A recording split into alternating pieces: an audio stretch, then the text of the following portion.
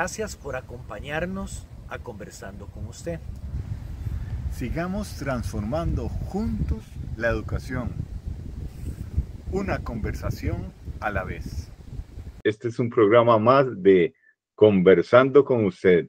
El día de hoy tenemos a el director don Gustavo Gamboa Sevilla, que nos va a comentar una serie de aspectos en términos de lineamientos de las plantillas en primaria, estudios sociales y matemáticas. El día de hoy nos vamos a concentrar nada más en las plantillas generales. Don Gustavo, bienvenido. Hola, don Marvin, muchas gracias por la oportunidad nuevamente de estar conversando con usted. Qué bien, don Gustavo. ¿Y el ministerio qué planteamientos ha hecho para el llenado de la plantilla general en primaria? Bueno, Marvin, recordar que en la plantilla general se plantean 3 columnas que son, digamos, las fundamentales en las que hay que enfocarse. Obviamente, sin perder de vista que hay que señalar cuáles competencias son las que se van a trabajar, las competencias MEP. La primera columna es una columna donde hay que hacer el vaciado de los aprendizajes esperados. De hecho, el documento dice que en esa primera columna de los aprendizajes esperados corresponden a los componentes propios del programa de estudios: objetivos, criterios de evaluación, habilidades, contenidos procedimentales o cualquier otro elemento que responda a las características propias del programa de estudio correspondiente. Dice que la planeación de los aprendizajes esperados por desarrollar al mes responderán cronológicamente a lo sugerido en cada programa de estudios vigente. Se transcriben desde el programa de estudio de forma textual. Yo quería referirme a estudios sociales en esa columna de aprendizajes esperados. La Asesoría Nacional lo que recomienda es primero indicar cuáles son los contenidos procedimentales que vienen tipificados en el programa de estudio. Como es un planeamiento mensual, el docente tiene que definir, ¿verdad?, aquellos contenidos procedimentales que va a desarrollar en el mes. No son todos los que vienen en el programa de estudio. Tiene que separarlos. En nuestro caso, sería febrero, marzo y abril, ¿verdad? También tiene que, en función de esos contenidos procedimentales, puntualizar cuáles son los contenidos conceptuales, ¿verdad?, que tienen relación con los contenidos procedimentales. Y siempre es bueno colocar los contenidos actitudinales. Por ejemplo, aquí tengo el mes de febrero en estudios sociales. Reconocimiento de la campaña nacional como un proceso determinante en la consolidación del Estado-Nación. Eso en términos de contenidos procedimentales.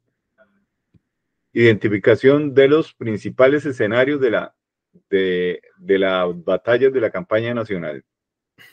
Y en los contenidos conceptuales serían consolidando la independencia de Costa Rica, la campaña nacional, importancia de la campaña nacional en la construcción de la identidad nacional, ubicación en mapas de las principales batallas y rutas, Santa Rosa, Rivas, Sardinal y toma de la vía del tránsito, y como contenido actitudinal que se escoge de la gama que nos indica el programa, valoración de la campaña nacional como un hito en la defensa de la soberanía costarricense.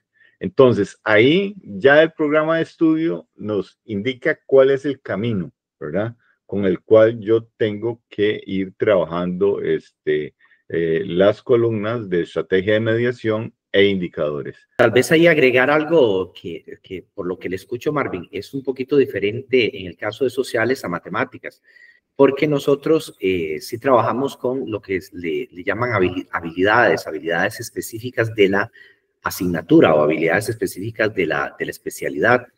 Entonces, en esa primera columna de aprendizajes esperados, lo que en matemáticas hacemos es que tomamos el programa de estudios, el que está aprobado, y lo que hacemos es buscar en el programa de estudios de matemáticas maneja 3 columnas. Una primera columna que es de conocimientos, que digamos la temática o los conceptos fundamentales. Hay otra columna que es la de las habilidades específicas que están desdobladas de unas habilidades generales para cada ciclo. Entonces, ahí lo que debe hacer el docente es colocarlas textualmente. ¿Por qué? Porque tienen una secuencia lógica que nos van a servir cuando construyamos los indicadores y evidentemente nos van a servir para cuando empecemos a construir todo lo que son las actividades de mediación. Entonces, en el caso de matemáticas, para primer y segundo ciclo, lo que hay que hacer en la primera columna es tomar las habilidades específicas de la asignatura o de la disciplina y colocarlos ahí según la distribución que ya ha dado la Asesoría Nacional de primer y segundo ciclo, ¿verdad? Que hay una distribución por mes de todas estas habilidades según el área que se vaya a trabajar en matemáticas. ¿Qué nos dice las estrategias de mediación? En el caso de las estrategias de mediación, lo que dice la plantilla es que consiste en la descripción detallada de las actividades didácticas para la mediación pedagógica. Se caracterizan por ser secuenciales, concatenadas, graduales y responden a los momentos que establece cada programa de estudio. Deben ser variadas, acordes con los estilos y ritmos de aprendizaje de los estudiantes. Se deberán incluir los recursos didácticos que se requieran para su desarrollo. Su elaboración está a cargo de la persona docente, de acuerdo con las características del contexto y de la población atendida. Deben considerarse las estrategias de mediación sugeridas en el programa de estudio y contextualizarse a la realidad y requerimientos de la población estudiantil meta. Estas deben propiciar el desarrollo de las competencias planteadas en las guías respectivas y de los componentes propios del programa de estudio o descriptor correspondiente. Se debe reforzar también o tomar en cuenta el diseño universal para el aprendizaje, que es el DUA, para facilitar múltiples formas de representación de los materiales o documentos, múltiples formas de acción, de expresión y comprensión de los conocimientos y habilidades desarrolladas por las personas, así como múltiples formas para mantener la motivación e implicación en su propio aprendizaje. ¿Qué nos tiene que decir don Marvin en estudios sociales? Mira, acá es importante que en las estrategias de mediación pensar como si fuéramos una brujita, ¿verdad? Que vamos a construir un brebaje. Entonces necesitamos una serie de componentes. Estamos en primaria, ¿verdad? Claro, claro. El primer componente es saber la competencia que vamos a trabajar. Como es febrero, entonces la competencia es ciudadanía responsable y solidaria. Ahora, una de las habilidades que se trabaja en febrero, marzo, abril, que son parte de esta competencia ciudadanía responsable y solidaria, es el pensamiento sistémico. Entonces, yo ahí tengo que ya definir, ok, voy a trabajar ciudadanía responsable y solidaria, y dentro de esa competencia voy a escoger pensamiento sistémico. Ahí tengo ya el primer componente importante, la primera decisión que tengo que tomar. Lo otro, tengo que volver a los aprendizajes esperados, ver lo que el infinitivo verbal me dice, porque ese es el nivel de profundidad con que yo voy a trabajar esta mediación. Y me está diciendo dos cosas, que los infinitivos que voy a trabajar es reconocimiento e identificación. Si nos vamos a Bloom, nos damos cuenta que prácticamente está en la escalerita esa, estamos en conocimiento. Entonces tenemos que irnos a una tabla de orientaciones para la mediación pedagógica que dio el MEP, que se desdobló de la política curricular, y nosotros tenemos que decir, ok, estamos en conocimiento, entonces tenemos que escoger, digamos, el primer indicador que tiene la habilidad de acuerdo a esa tabla. Vamos a ubicarnos, por ejemplo, en patrones dentro del sistema. y entre patrones dentro del sistema, que es el indicador de la habilidad que tiene su correspondencia con la competencia, entonces, y como estamos en esta escalerita de conocimiento, entonces, en términos de niveles de desempeño, yo tengo que trabajar un cita, un caracteriza, un ubica. ¿Por qué? Porque estoy en reconocimiento y en identificación. Y eso no se hace generalmente, ¿verdad? En los planes. Entonces, vean la primera decisión. Tengo que ver en qué nivel de profundidad voy a trabajar, cuál es el tema. Tengo que escoger la competencia, la habilidad, y tengo que escoger los niveles de desempeño, ¿verdad? Cómo enunciarme de acuerdo a la habilidad y a la competencia, porque si no, no la estoy trabajando. Es la primera decisión. La otra decisión es que nosotros en estudios sociales, de acuerdo a lo que recomienda la Asesoría Nacional de Educación Primaria, tenemos que trabajar 4 momentos. Primer momento, segundo momento, el tercer momento y el cuarto momento. En el primer momento es más que todo una revisión de cuáles son los conocimientos previos del estudiante, ¿verdad? Entonces es el conecte con la temática anterior, ¿verdad? Y con la nueva. Y generalmente podemos plantear una pregunta, una o varias preguntas que revise un poco cuáles son los conocimientos previos del muchacho y el conecte, ¿verdad? Con la nueva temática. Por ejemplo, por decirles algo, si fueras un héroe o heroína de la campaña nacional, ¿qué acciones valientes crees que podrías haber llevado a cabo para defender la soberanía de Costa Rica? Eso es básicamente atendiendo el contenido, atendiendo la dinámica en historia, pero ojo, ¿cómo hacemos el conecte con la habilidad? ¿Y cómo piensas que esas acciones podrían inspirar a las futuras generaciones? Que es pensamiento sistémico. Entonces, no solo es hacer el desdoble de esta pregunta tipo diagnóstico y de la subsiguiente, ya revisando el contenido, apelando al contenido, sino también tenemos que apelar a la habilidad, ¿verdad? Que queremos potenciar en el seno del aula. Entonces ahí estamos atendiendo ya 2 cosas, el contenido, ¿verdad? Estamos atendiendo la habilidad de la competencia y ya estamos asumiendo una postura disciplinar de cómo se deben de abordar estos temas en historia. Los especialistas en el ámbito de la enseñanza y aprendizaje de la historia nos dicen que tenemos que trabajar primero un vocabulario básico, ¿verdad? Tenemos que construir una base. ¿Para qué? Para luego enfrentarlos a las distintas fuentes de información. Entonces, tenemos que definir cuáles son las palabras claves, ¿verdad? Importantes que ellos dominen, construirlas a través de imágenes, a través de dibujos, en este primer momento, para prepararlos para el segundo momento, que es la revisión de distintas fuentes de información. Por ejemplo, el vocabulario podría ser batalla, el concepto de campaña nacional, combate, identidad nacional, independencia, ruta, vía del tránsito. No me voy a extender mucho en esta parte, pero aquí, digamos, creamos la base ¿para qué? Para ir al segundo momento, luego para ir al tercer momento y al cuarto momento. En el segundo momento, más que todo, es volver a retomar los niveles de desempeño de la habilidad en relación con la competencia. Habíamos hablado de cita, caracteriza, ubica.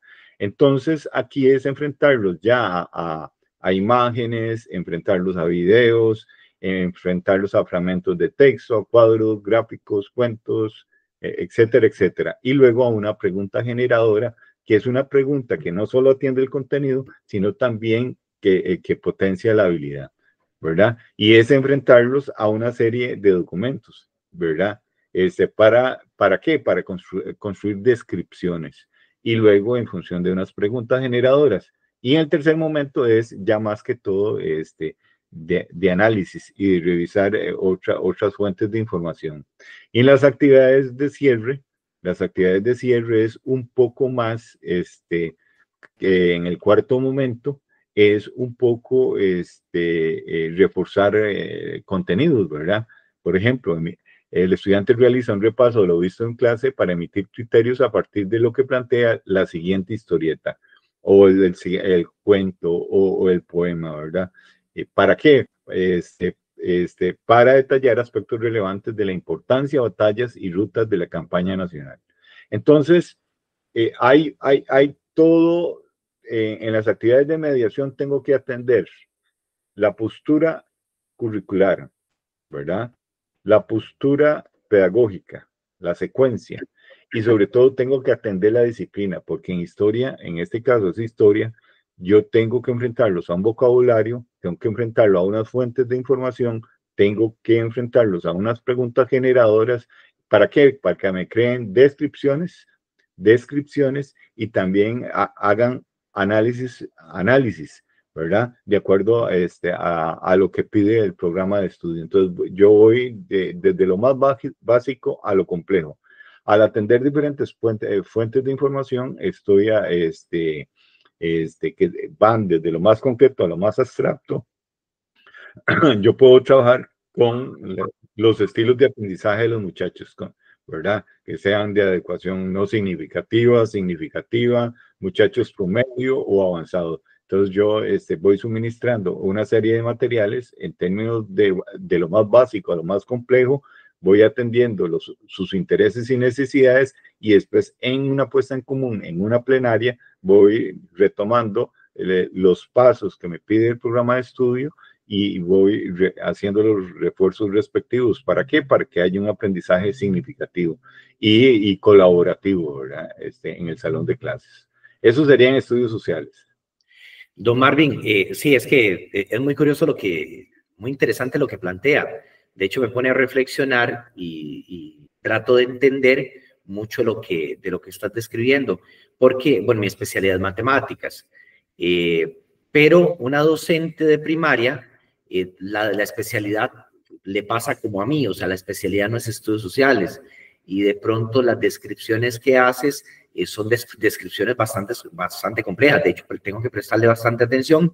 Entonces, para una docente, tiene que entender que es muy diferente trabajar con estudiantes de primer ciclo y a primer ciclo a segundo ciclo. Creo que eso lo tiene muy claro. Pero desde la disciplina, digamos, desde los estudios sociales, para esas estrategias de mediación, así, ¿cuál es el consejo, digamos, número uno, o el fundamental que debe tener una docente para estudios sociales cuando elabora las estrategias de mediación para primer ciclo y cuando las elabora para segundo ciclo? Mira, no es un asunto de escoger una técnica, ¿verdad? Digamos, juego de roles o una técnica lluvia de ideas, y entonces ponerlas en un orden de acuerdo a la temática y ya hice el trabajo, ¿no? Es que hay que atender lo que me pide la política curricular en términos de niveles de desempeño, en términos de habilidades, competencias, y hay que atender la postura académica, en este caso de la enseñanza de la historia. Entonces, sí es importante que si en esa parte no estamos muy bien formados, entonces sí tenemos que capacitarnos, buscar la manera de asesorarnos. Para eso están los asesores regionales y nacionales que nos puedan orientar en ese ámbito, ¿verdad?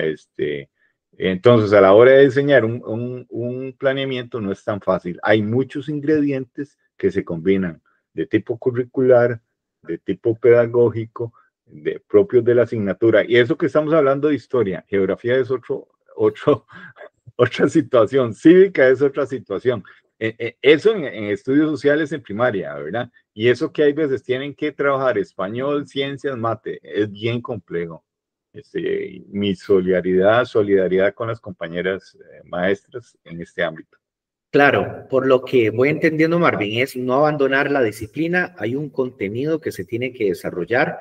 Es importante que a través de un vocabulario base le permita al estudiante tener, digamos, la posibilidad de conocer o sea, a través del DUA, diferentes representaciones de ese contenido, que es un vocabulario, que ese vocabulario lo va a tener a través de imágenes, videos, qué sé yo, que lo va a adquirir, y a partir de tener ese vocabulario, le va a permitir diferentes formas de representación de la información, del conocimiento, que obviamente el conocimiento se va a dar a partir de ese conecte con un vocabulario nuevo y las experiencias previas que tiene el estudiante. Entonces, que lo importante es aprender a comunicar esos conocimientos que va adquiriendo, ¿verdad? Y que se manifiestan o contribuyen al desarrollo de una habilidad, una habilidad que usted le llama habilidad curricular. Esa habilidad va a contribuir al desarrollo de una competencia específica y va a fortalecer una competencia general que plantea el Ministerio de Educación. ¿Es así? Mira, es correcto, muy bien sintetizado. Eso me hizo recordar que no es tan simple como coger un libro de texto y generar una serie de preguntas. Y entonces que los chiquillos agarren textualmente del libro una frase como respuesta a una pregunta y después de ahí se haga un examen. Eso no son los estudios sociales y eso no es lo que busca el Ministerio de Educación Pública, ¿verdad? Lo que busca el Ministerio de Educación Pública es potenciar habilidades, competencias y seguir un orden lógico en términos pedagógicos y de acuerdo a una postura disciplinar, ¿verdad? Entonces, se supone que eso debería haberse trabajado en las universidades. Si no, entonces estamos para servirles en ese aspecto, ¿verdad? Sí, tal vez me estoy extendiendo un poco, Marvin, pero es que la temática me llama mucho la atención porque me recuerda, sobre todo porque se habla mucho del currículum correlacionado, ¿verdad? Entonces, no es ver compartimentado los estudios sociales, la historia, la geografía, con las matemáticas, con los números, con la geometría, sino entender que es un conocimiento humano, ¿verdad? Y que tenemos la capacidad, los seres humanos, de aprender. Y que, según la neurociencia, algunas de las cosas que producen mayor satisfacción en el ser humano, en el cerebro, es el aprendizaje. Entonces, el poder crear actividades, una estrategia de mediación que permita al estudiante alcanzar esos aprendizajes esperados que se tienen, o esos criterios de evaluación que usted señala, entonces le va a dar la oportunidad a la persona estudiante de enriquecerse, no solamente con vocabulario, sino enriquecer cognitivamente su forma de pensar, que eso es lo que se pretende, ¿verdad? O sea, desarrollar habilidades y competencias. Y es que recordaba en alguna de los seminarios que he participado en la Universidad de Costa Rica, de la Universidad de Marsella, que venían con el enfoque que ya es, digamos, en el caso de matemáticas conocido, que es el de la teoría de situaciones didácticas de Brousseau, y el antropológico didáctico, que es el de Chevalar.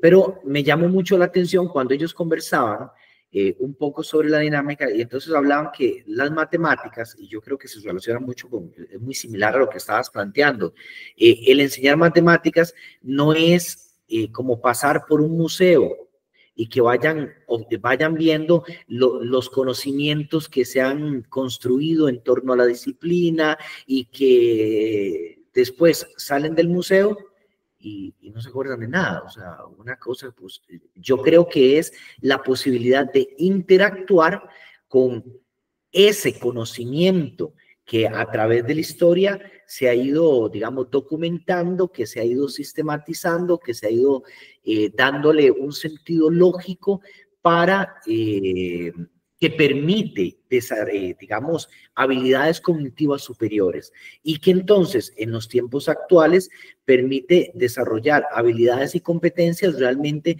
para la vida, para la empleabilidad, para una ciudadanía responsable y solidaria.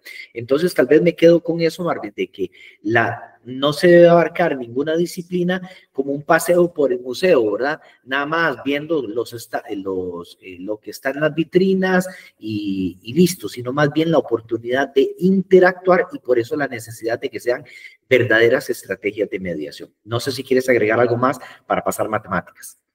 Creo que Santi Esteban o Joan Payés, uno de esos dos, comentaba que el gran reto de la enseñanza de la historia es que, y demostrarles a los docentes, es que en primaria se puede enseñar historia. Y claro, sí, pero tenemos que seguir unos pasos, ¿verdad? Una lógica. Entonces, eso es un poco lo que apuntábamos. No soslayarlo, porque yo puedo revisar la campaña nacional que en función de un libro, que unas preguntas hay cajoneras que los chiquillos nada más hagan copy-paste, ¿verdad? Se las aprendan de memoria, vamos a un examen y a los 15 días usted le vuelve a hacer una pregunta de ese tema y no se acuerda, ¿verdad? Eso es lo que estabas diciendo. Pasamos por el museo, pero a poco tiempo ya no recordamos qué fue lo que pasó, ¿verdad? Y de eso no se trata, porque entonces ya estaríamos haciendo perder el tiempo de los estudiantes y yo como docente también estaría perdiendo mi tiempo.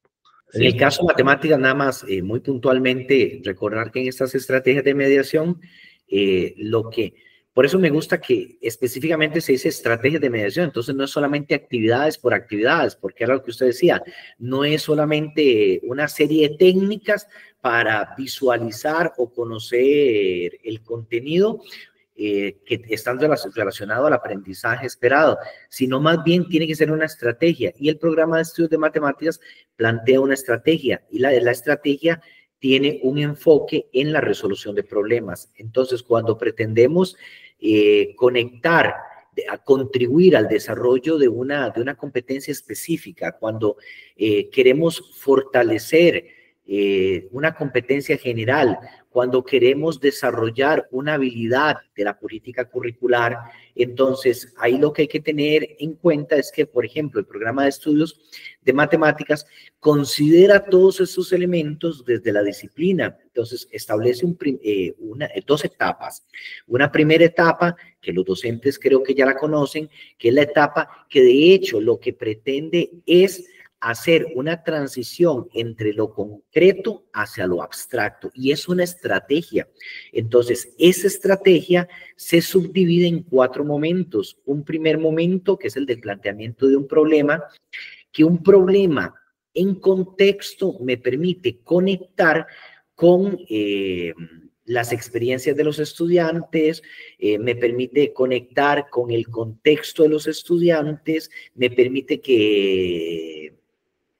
trabajar una habilidad de la política curricular, por ejemplo, cuando a través de los problemas de conexión queremos desarrollar la habilidad de responsabilidad personal y social. Entonces, los problemas de conexión en este primer momento nos permiten crear el escenario perfecto para poder entrar al momento 2, donde es el trabajo estudiantil independiente. Y ahí es necesario plantear preguntas generadoras que activen los procesos matemáticos. Los procesos matemáticos que son razonar y argumentar, que es comunicar, que es plantear y resolver problemas, y que es diferentes tipos de representación de lo que es el contenido matemático. El tercer momento es el momento donde se permite una discusión, y esa discusión enriquece las habilidades y las competencias que plantea el Ministerio de Educación. En esa discusión es muy importante contrastar los resultados que fueron dando los estudiantes en ese segundo momento a través de las preguntas generadoras, y se hace un cuarto momento, un cierre, que es la institucionalización del conocimiento matemático, que lo que se hace es conectar ese problema de conexión que se estableció y que se trabajó, que se discutió con los estudiantes desde diferentes formas de resolverlo o de enfrentarlo, y se hace el conecte con lo que es el conocimiento de la disciplina como tal, o sea, la construcción del conocimiento que han hecho los matemáticos a través de la historia.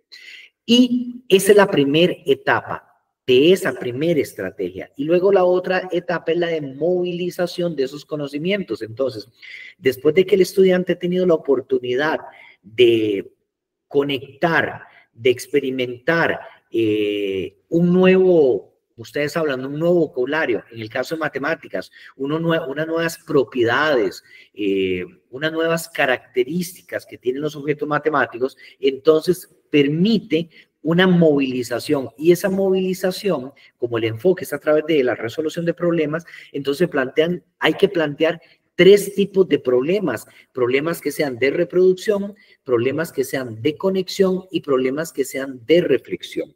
¿Por qué? Porque entonces va a trabajar diferentes niveles de profundidad a través de la resolución de problemas. Entonces, esas son las estrategias de mediación que deben de estar ahí en esa segunda columna de estrategia. Entonces, no es solamente hacer actividades por hacer actividades, como usted decía, o técnicas, sino enfocarnos a lo que dice el programa de estudios en las 2 etapas, los 4 momentos de la primera etapa y los problemas, los 3 tipos de problemas de reproducción, conexión y reflexión que plantea la segunda etapa del programa de estudios. Ahí ya está la estrategia de mediación. No debo de salirme de esa. Ahora bien, también es importante que esos problemas que se planteen estén referidos a los indicadores. Lo que se plantea es que los indicadores presentan los siguientes componentes básicos. 1, la acción o el verbo, de acuerdo con el proceso cognitivo que debe desarrollarse para lograr el aprendizaje esperado. 2, el contenido, referido a las temáticas o saberes disciplinares que presentan en el aprendizaje esperado. 3, la condición, se refiere a la delimitación del contenido, las circunstancias, el contexto, el lugar o las formas en las cuales la persona estudiante debe realizar la acción.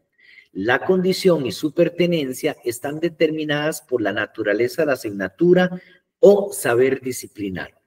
Características que deben cumplir los indicadores: son congruentes con el enfoque y la naturaleza de la asignatura o afín, los aprendizajes esperados en estudio, de acuerdo con lo propuesto en el planeamiento didáctico, las estrategias de mediación. Son observables en el ámbito escolar, comprenden un único aspecto por observar, redactados en tercera persona del singular de forma clara, precisa, comprensible y de manera que den lugar a una única interpretación, y proporcionan información relevante y significativa acerca de los desempeños y los logros demostrados por el estudiantado. ¿Qué nos tiene que decir respecto a la columna de indicadores, don Marvin, desde la especialidad de estudios sociales para primer y segundo ciclo? Al menos en estudios sociales, yo cuando voy a enfrentarme a una plantilla de planeamiento, yo necesito algunos volados, ¿verdad? Nosotros aquí estamos siguiendo los parámetros que nos da el ministerio. Pero una cosa es como si fuéramos a hacer una silla, ¿verdad? Una cosa es el dibujo de la silla, ¿verdad?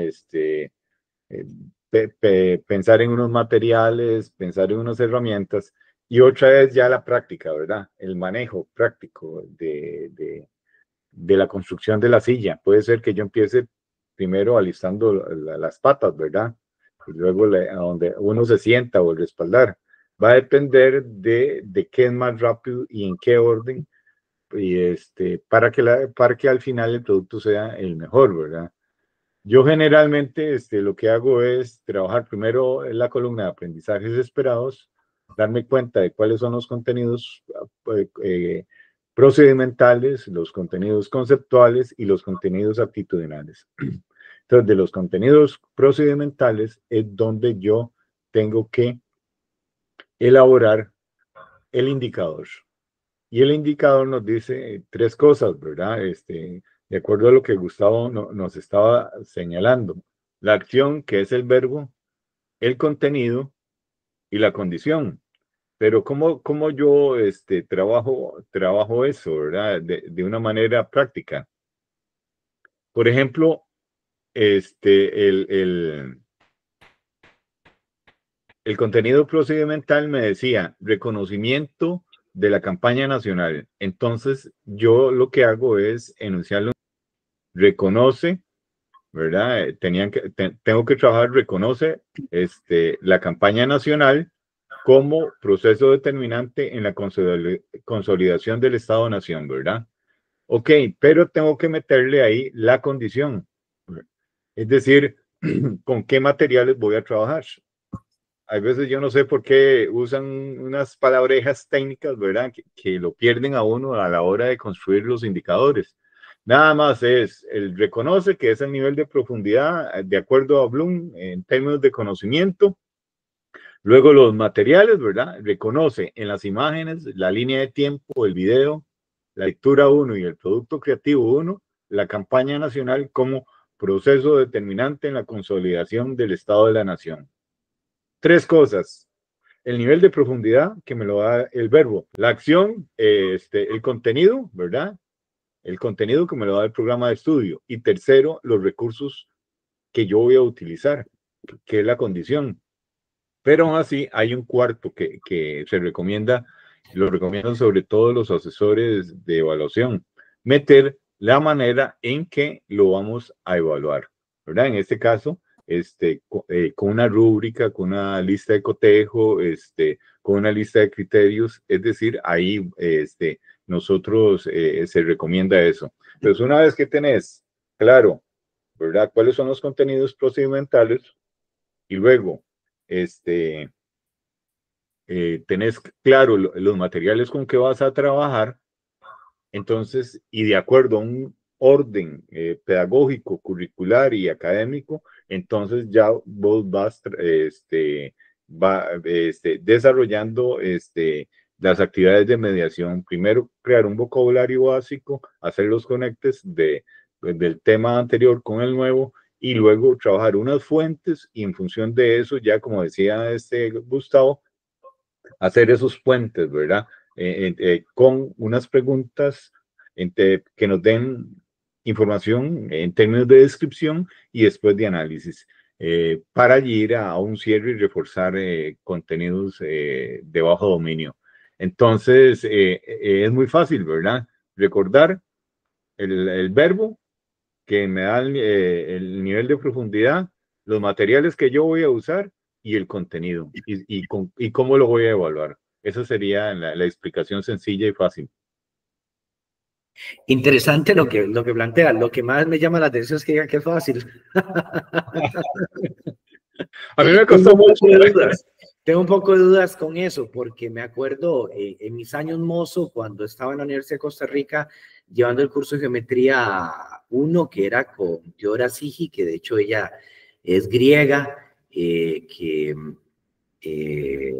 con el libro de ella, entonces estábamos empezando primero con lo que era la parte de... Después me tocó llevar el curso con Bernardo Montero, que son 2 escuelas diferentes, ¿verdad? Entonces, una era más didáctica desde... vamos a ver, de lo que ahora habla mucho de educación matemática aquí en América Latina, y el otro, Bernardo Montero, era más enfoque francófono, y que era más aplicaba a la teoría de conjuntos. Entonces, era una geometría muchísimo más abstracta, más compleja. Pero bueno, en el caso de Teodora Sigi, me acuerdo que manejan muy bien lo que es el tema de la hipótesis y las tesis para cuando se hace una demostración. Y entonces ella presentaba un problema y que había que demostrarlo. Bueno, había una afirmación, una afirmación geométrica, que había una propiedad geométrica que había que demostrar su validez desde una lógica matemática, y entonces a veces uno lo ve tan obvio, y entonces uno dice, pero eso es obvio. Por ejemplo, una clásica, decir que la suma de los ángulos internos de un triángulo es 180 grados. Entonces, bueno, ¿cómo demostrar eso? De cualquiera dice, no, pero eso es obvio, eso es muy fácil. Y entonces ella lo que decía es que obvio y decir fácil es no saber cómo hacerlo.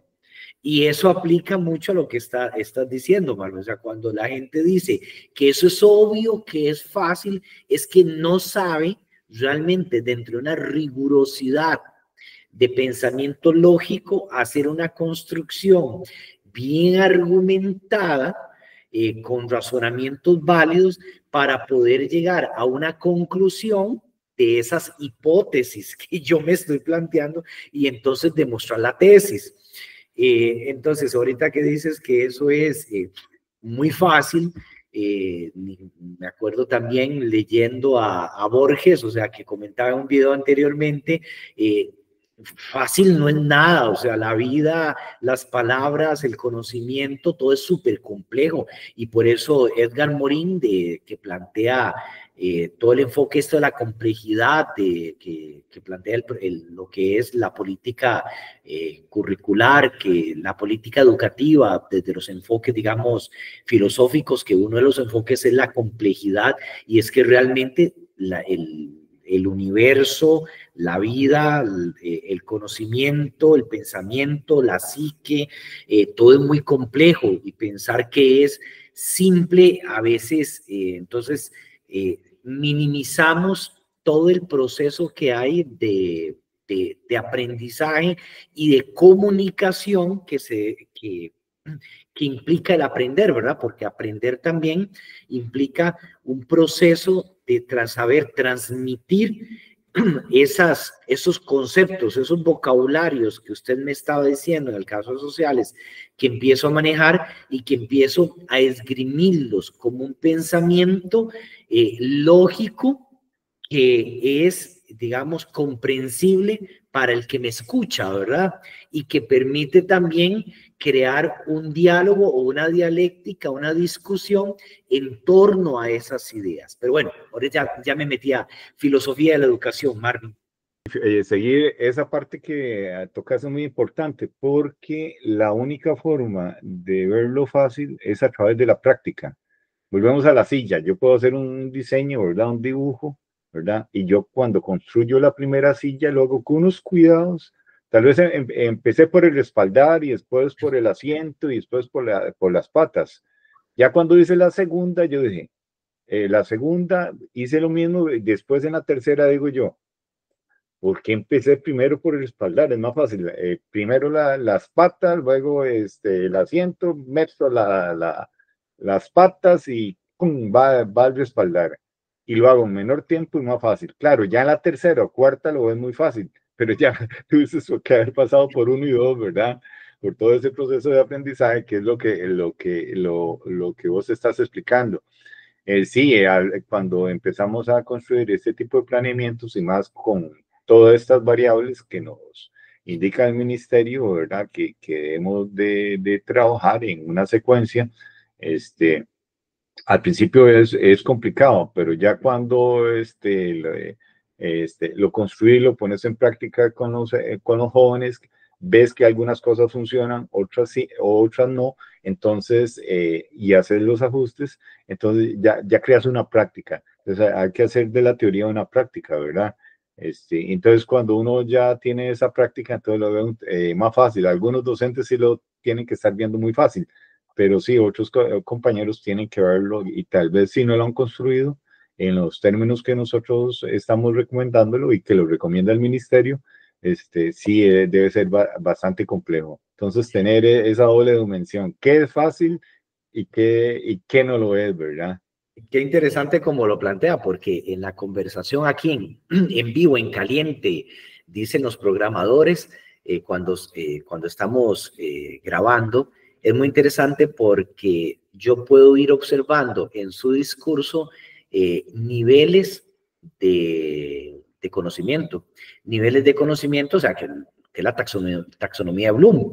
Y ahora que estamos hablando de indicadores, o sea, yo puedo observar el progreso en cuanto desde que es muy difícil, porque yo me enfrento a una situación que es desconocida para mí, a una redacción de indicadores, por ejemplo, o de estrategias de mediación, que después lo vuelvo mecánico.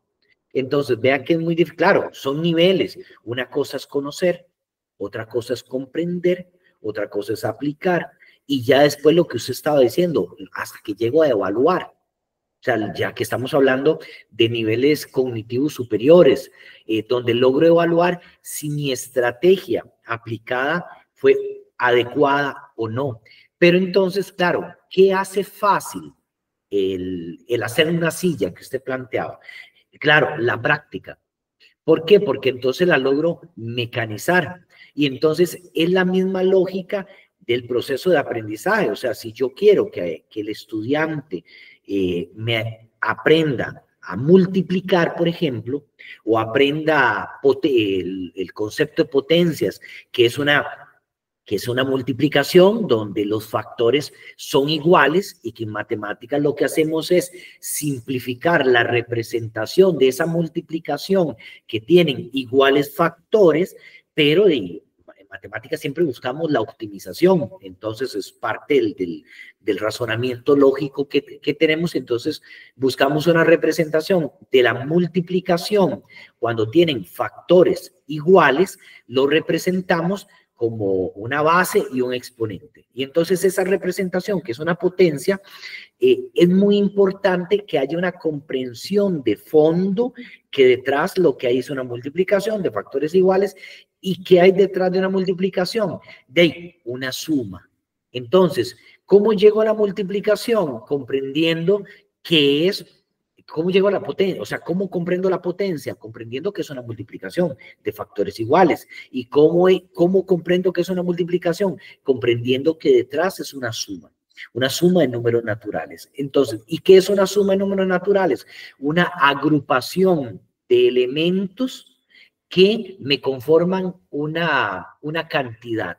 Y el concepto de cantidad que se trabaja, digamos, en primer ciclo. ¿Por qué planteo esto, Marvin? Porque entonces...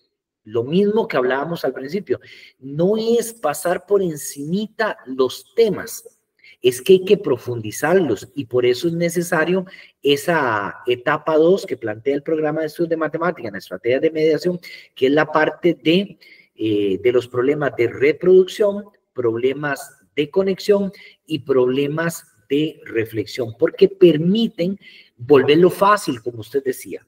Vuelve fácil, pero para hacerlo fácil, entonces, yo en el caso de matemáticas, me ubico con las habilidades específicas en la primera columna, que es lo que me plantea el programa de estudios. Veo las desgloso, las que voy a trabajar en el mes, las habilidades específicas. Esas habilidades específicas las tengo que doblar en 2 etapas que plantea el programa de estudio en las estrategias de mediación. Pero considerando que cada una de esas habilidades específicas voy a convertirlas en indicadores de aprendizaje y esos indicadores con su respectivo verbo, que ya lo tiene la habilidad, con el respectivo contenido y la condición, o sea, en dónde las voy a aplicar, dónde va a ser observable. ¿Y dónde va a ser observable? Pues en los problemas, en la resolución de problemas, en la resolución de ejercicios respecto a esa temática que se va a hacer. Entonces es un continuo, ¿verdad?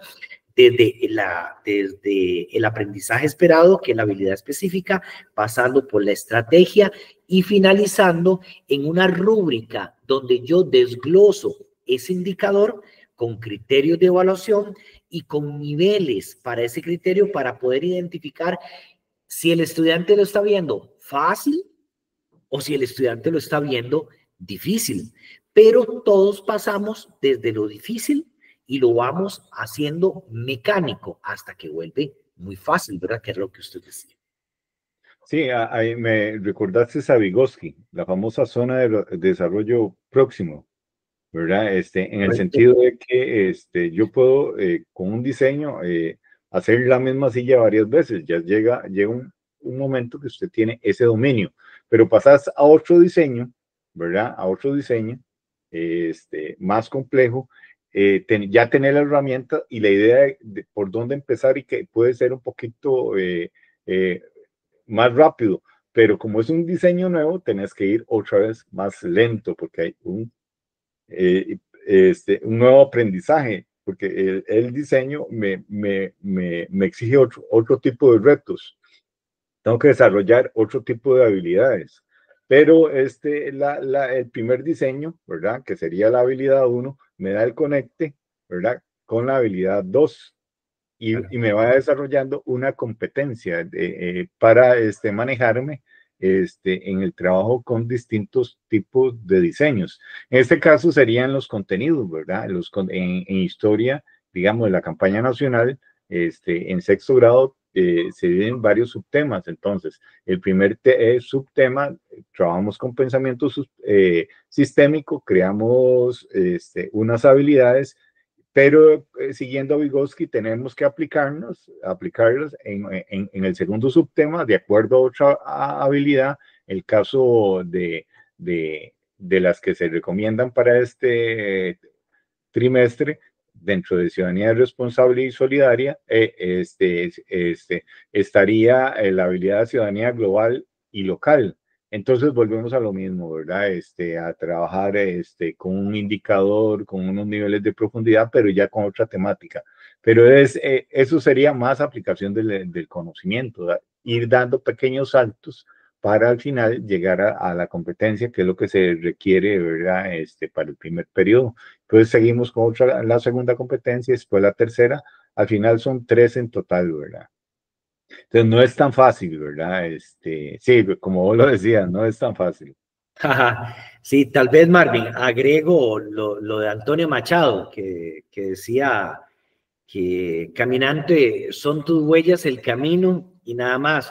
Y eso es aprendizaje previo, eso es aprendizaje significativo. O sea, claro, caminante se hace camino al andar. Entonces, claro, el aprendizaje es igual. O sea, mis aprendizajes son muy diferentes a los suyos, mis conocimientos previos son muy diferentes a los suyos. Entonces, los conocimientos previos que tiene un estudiante de primer ciclo, de entre los 7 y 9 años, es muy diferente a los conocimientos que tiene el estudiante entre los 10 y los 12 años, ¿verdad? Las características psicológicas o psíquicas son muy diferentes entre ellos, las características biológicas que hay es muy diferente, las características sociales son muy diferentes. Entonces, esa adecuación para el desarrollo de competencias y habilidades es fundamental, pero desde la disciplina. ¿Por qué? Porque por lo menos en matemáticas hay tanto que le ayuda al estudiante, a la persona estudiante y al docente. Quiero cerrar con algo general, Marvin, por lo menos mi participación en esta parte con usted, porque recordaba que hoy en día estamos pasando por momentos muy críticos en educación primaria y que obviamente después se ven en educación secundaria, que es el tema del déficit atencional. Y por déficit atencional me refiero no solamente al diagnosticado por el psicopedagogo, por ejemplo, o el neurólogo, sino que realmente por estar sumidos a una hiperinformación, hiperestimulación visual, auditiva a través, digamos, de los dispositivos electrónicos, los niños ya empiezan en la etapa escolar, y estamos hablando desde preescolar y primer ciclo, obviamente, y segundo ciclo, con problemas para enfocarse, con problemas para prestar atención. Y la neurociencia nos enseña que no hay aprendizaje si no hay atención, porque entonces se vuelven muy dispersos, extremadamente dispersos. Y la atención es una capacidad. Y en ese sentido, las matemáticas, y estoy seguro que estudios sociales también hace un aporte significativo. El asunto es cómo lograrlo, pero en matemáticas, cuando un estudiante se enfoca a resolver un problema que le es significativo a él o a ella, donde tiene que aplicar un razonamiento matemático, o sea, una forma lógica de encontrar una solución, lo que está haciendo es enfocándolo. Y lo que está haciendo es, dentro de las muchas ventajas que logra o capacidades que logra desarrollar, es la capacidad de atención. Y esa capacidad de atención va a ser fundamental para después, cuando tenga que interactuar en sociedad, cuando tenga que interactuar laboralmente, y eso le permite tener calidad de vida. Y hoy en día los recomienda incluso juegos de mesa y otras cuestiones para apartar un poco los dispositivos electrónicos. Entonces, ¿cómo desde las matemáticas digamos, de básicas, escolares, le puede ayudar a un estudiante la atención, pues desde un problema que le sea significativo, donde tenga que buscarle soluciones a través de sus experiencias previas y pueda ir identificando digamos, esas leyes, esos principios, cómo operamos en matemáticas, digamos, por ejemplo, en los números, y cómo podemos, hay un juego, el Rumi, por ejemplo, cómo la ley de conservación, no de la materia, sino de la conservación de la cantidad, expresándolo con diferentes sumandos, puedo mantener esa cantidad y me permite desarrollar la atención en los estudiantes, que es un problema muy serio, que después creo que tendremos que hacer un programa de ese tipo, Marvin. Y yo le agradezco por la oportunidad de conversar con usted. Decirle a las maestras y maestros que estamos para servirle, eso es un abrebocas, ¿verdad? Podemos extendernos más, luego vamos a hacer ya los enfoques por primer grado, segundo, tercero, cuarto, quinto y sexto. Un poco comentar lo que el ministerio nos pide y un poco los cuidados que hay que tener desde la disciplina en matemáticas y estudios sociales. Tus últimas palabras, ya para despedirnos, don Gustavo. Pues invitarlos siempre a que visiten nuestra página web www.adem-dc.com. Recordarles el propósito de ADEM, que es ayudar, de ADEM-DC, que es ayudar a las personas a gestionar sus saberes para su movilidad social, y que hemos construido unidades didácticas por competencias MEP, que tenemos pruebas estandarizadas, simulacro para sexto y para undécimo y duodécimo año, que tenemos también pruebas simulacro para lo que es la prueba de aptitud académica de las universidades públicas, que también tenemos pruebas simulacro para lo que es la prueba de habilidades cuantitativas en matemáticas para los que quieren ingresar a una carrera STEM en una universidad pública. Hay mucho lo que venimos trabajando y que siempre es con el enfoque de ayudar a las personas a gestionar sus saberes para su movilidad social. Muchas gracias, don Marvin. Gracias por acompañarnos a Conversando con usted. Sigamos transformando juntos la educación. Una conversación a la vez.